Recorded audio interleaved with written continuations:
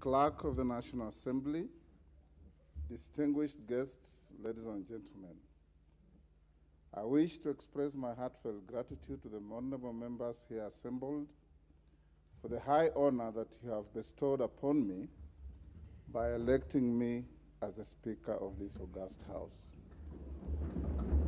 I accept and submit to your will, and I'm ready to serve as the 8th Speaker of the National Assembly since our independence. I commend all the citizens who expressed interest in becoming your Speaker by formally returning their nomination papers and laud the efforts of my worthy opponent in today's election, the Honorable Kenneth Otiato Marende, who also happens to have been one of my distinguished predecessors, having served as the 7th Speaker.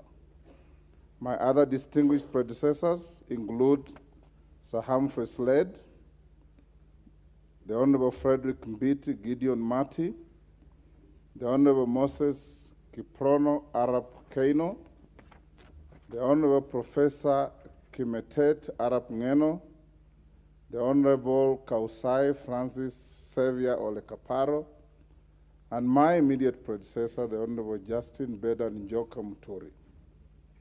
I am eternally humbled and extremely privileged to now occupy this hallowed seat. Honorable members, when I look at you and visualize the grueling campaigns you have all undergone, I must say that I am proud of all of you for ultimately making it to this House a dream for everybody. I commend you. I'm delighted to note that over 55% of members of the last Parliament have been re-elected. Of this category, 24 of you served in the previous parliaments. Your re-election demonstrates the confidence that the citizenry has in the leaders that they elect to this House. Spurred by this, we should therefore be confident that if we are true to our oath or affirmation of office and responsive to the needs of our people who are sovereign, we will always be the people's house. Allow me at this point, honorable members, to single out and congratulate part of the leadership of the last previous parliaments who have made it back to this House. These include the Honorable Aden Duale, who was the leader of the majority party in the 11th Parliament and the larger part of the 12th Parliament. My felicitations also go to the Honorable John Mbadi, the immediate former leader of the minority party, and his former deputy minority leader, the Honorable Robert Mbui. Permit me too to recognize the Honorable Farah Maalim, who served as the deputy speaker in the 10th Parliament. My congratulations also extend to the Honorable Emmanuel Wangwe, the immediate former majority whip, the Honorable Junet Mohammed, the immediate former minority party whip, and the Honorable Jessica Mbalu, a former member of the Presidium. I welcome you back to the service of this House. Honorable members, the National Assembly of the 11th Parliament had 68 female members. That number increased to 76 in the last Parliament. Today, this 13th Parliament has seen the number rise to 82, with 29 women having been elected to represent single-member constituencies. This increase is a significant step towards achieving the aspiration of the gender parity in representation as desired by our 2010 Constitution. I wish to single out the Honorable Millie Odhiambo, who is now serving her 4th consecutive term. I salute you, Member for Suba North, for your resilience and continued service to our nation. Particular mention also goes out to the Honorable Lynette Toto Chepkorir, Member for Bomet County, who at the age of 24 is the youngest member of the 13th Parliament. Mheshimiwa, you are a great inspiration to the youthful leaders of this country, and we wish you well. I'm also reminded of the premium that our society now places on the leadership qualities of persons living with disabilities, when I see seated in this chamber the Honorable Moses Wetangula, my young sibling and a leader in his own right. He now commences his third term consecutive as a member of parliament and is ably joined by the Honorable Rose Museo, serving her second term, the Honorable third term, the Honorable Joseph Samal Lomwa, who was here before and has come back for a second term, the Honorable Jackson Kipkemoi Kosgei, and the Honorable Martin Pepela Wanyonyi. You are a great inspiration and a beacon of inclusive leadership in our great country despite the odds. Honorable members, I also do recognize and acknowledge the Honorable Samuel Moroto, the Honorable Adan Kainan, the Honorable Gonsirai, who are currently embarking on their fifth terms, thus becoming what we refer to in the parliamentary parlance as the fathers of the House. Their parliamentary experience shall enrich the deliberations and output of this House. Honorable members, for those who served in the 12th Parliament, you will recall that the standing orders were reviewed before the final adjournment of the House. Notably, the standing orders now allow for co-sponsorship of legislative proposals and bills by members.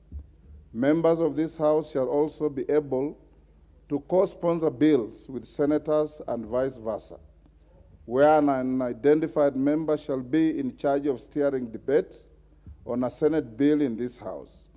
This, in my view, is a progressive addition to the procedures of the House. Honorable members, the revision of the standing orders in the 12th Parliament also increased the number of the committees of the House. New committees include the Diaspora Affairs and Migrant Workers Committee, the Public Petitions Committee, the Public Debt and Privatization Committee, and the Decentralized Funds Accounts Committee. These changes and many others to the standing orders shall strengthen and streamline the workings of Parliament. Honorable members, my predecessor, the Honorable Justin Muturi, in his acceptance speech after being re-elected as Speaker for the 12th Parliament, undertook to implement a paperless system in the House. This was in line with the strategic pillar 4 of the Parliamentary Service Commission Strategic Plan 2019 to 2030 on the implementation of an e-Parliament by automating and digitizing all systems and processes. In this regard, I urge you all to be friends with the electronic gadgets in this House and in the committees. Honorable members, speaking of the Honorable Justin Muturi, what many of you may not know is that he's not just my predecessor.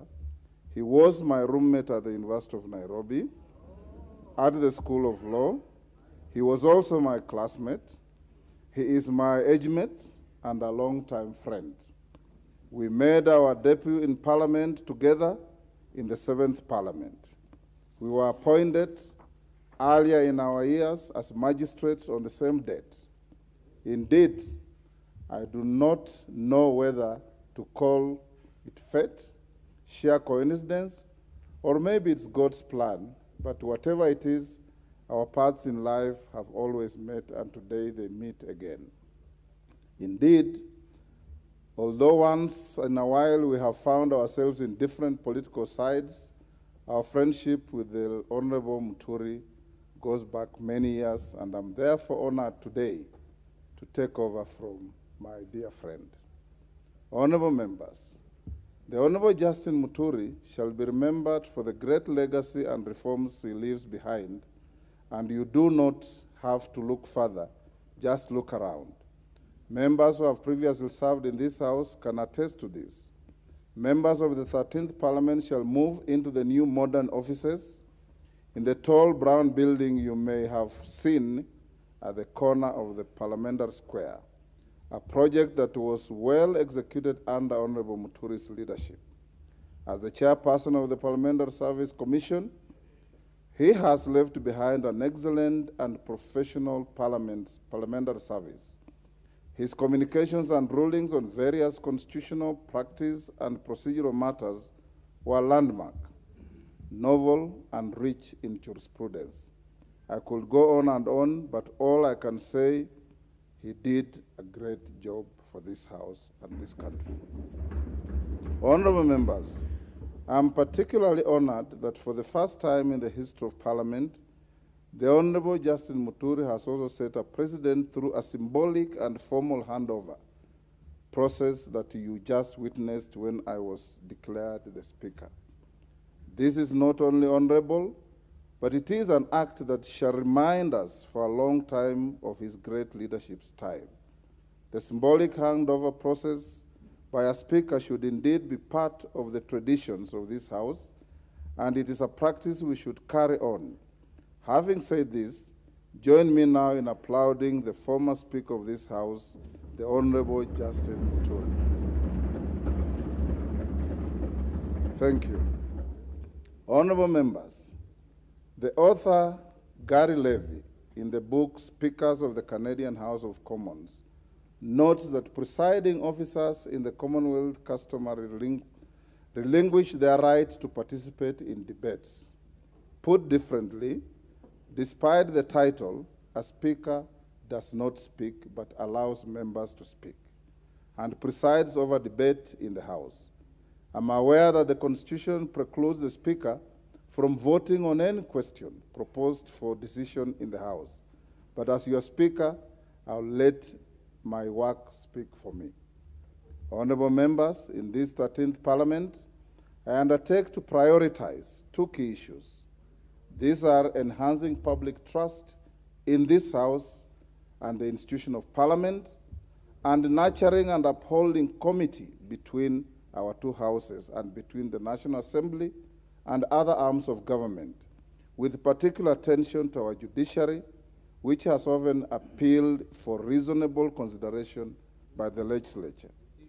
Honorable members, the Constitution states that the authority that has been assigned to you and I under oath is a public trust.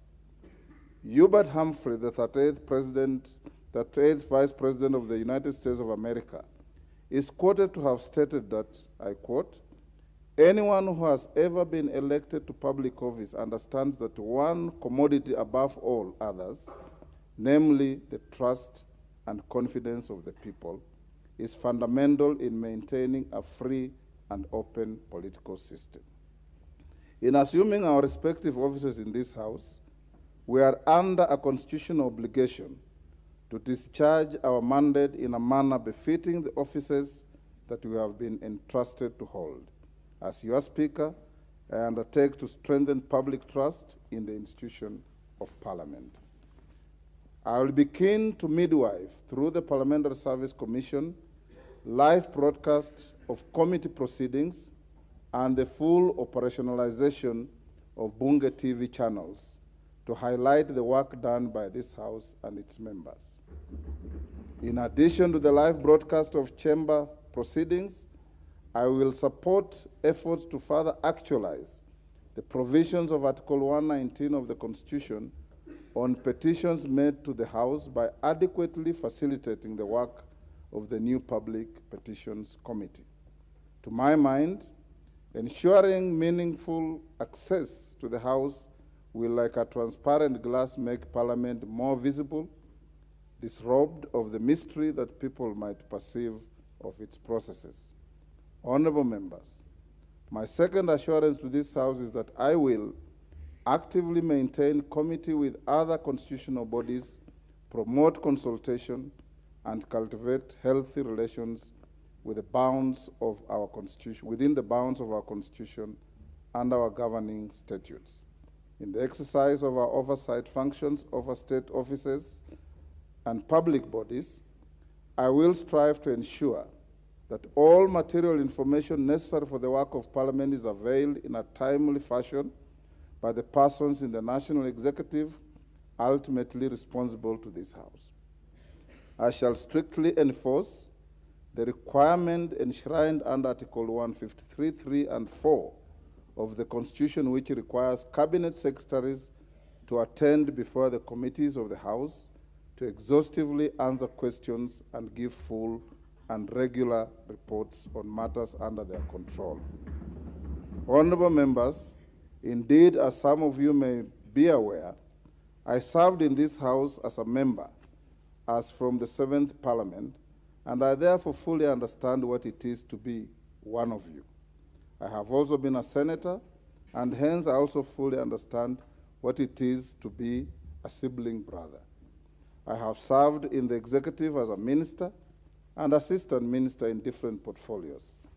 I have led various reforms to the rules of procedure of this House during the 7th Parliament and was the head of the delegation of the African, Caribbean, and Pacific EU Union Joint Assemblies, and internationally, I'll continue building on the long and rich relationship we have to not just with the ACP-EU, but also the East African Legislative Assembly, the Pan-African Parliament, regional integration bodies, the Commonwealth Parliamentary Association, and the International Parliamentary Union. Suffice to mention, honorable members, that the standing orders you enjoy using today with the committee system were drafted by yours truly, the late Bonaya Godana, Julius Sunkuli, whom I believe has been re-elected to this House, and one Bishop Kimani, then Member of Parliament from Nakuru. Honorable members, I have worn many hats, but one of the greatest leadership lessons I carry with me to date is that a leader is a servant of the people.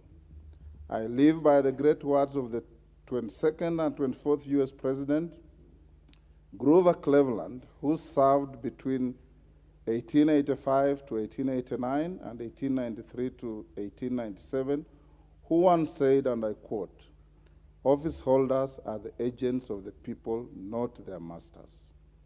These words always ring true to me, and hence moving on, I will be your servant and your agent. My eyes shall be keen to see and listen to all of you. My office will not be an ivory tower, it will be accessible to all of you.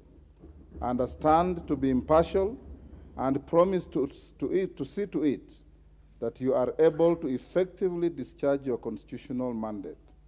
I am fully confident of building on the past successes of this House and charting new paths that will lead us to more glory and maintain this House as the pride of all Kenyans. Honorable members, I wish to inform you that the National Assembly has organized an induction retreat for all members of this House, which will take place from 18th to 24th September 2022 at a venue to be communicated in due course. This retreat will be a great opportunity for you to thoroughly acquaint yourselves with your mandate, parliamentary processes, and the secrets and tools that will give you a head start as in serving your electorate. I encourage you to attend all these sessions. Honorable members, I wish to commend the acting clerk of the National Assembly and her able team of officers for the successful conduct of the pre-swearing-in orientation last month. The acting clerk has informed me that more than 95% of the members turned up for this exercise. This is a clear sign of your passion to discharge your constitutional mandate, and I encourage all of you to maintain that enthusiasm to serve our people. Honorable members, as I conclude, I unequivocally submit myself to the collective will of this House and reiterate my singular desire to serve with the impartiality, fidelity to the Constitution and the laws of this land, our standing orders, practices, precedents, and traditions of this House. I thank you all. God bless Kenya. God bless our Parliament.